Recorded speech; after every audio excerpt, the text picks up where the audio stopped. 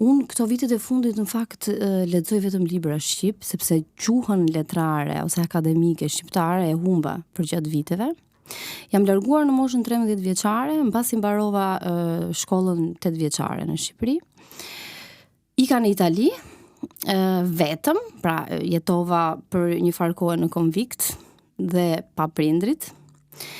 Natyrisht gjuhën italisht nuk është se e dija shumë dhe kjo ka qenë një sfidë e madhe për mua në atë kohë. Isha e vogël, përballa me një realitet të ashpër. Unë flas për veten time shpeshherë dhe tek librat e mi. Më pas, mbasi mbarova mjekësinë, po prap u licencova në Rom, u drejtova në Gjermani. Dhe vura re, sidomos kur fillova të bëja video në rrjetet sociale, që shqipja ime ishte shumë e dobët, nuk ishte në nivelin e një doktoreshe në fakt. Plus që kisha dëshirë të shkruaja libra, por emocionet e mia natyrisht flasin shqip.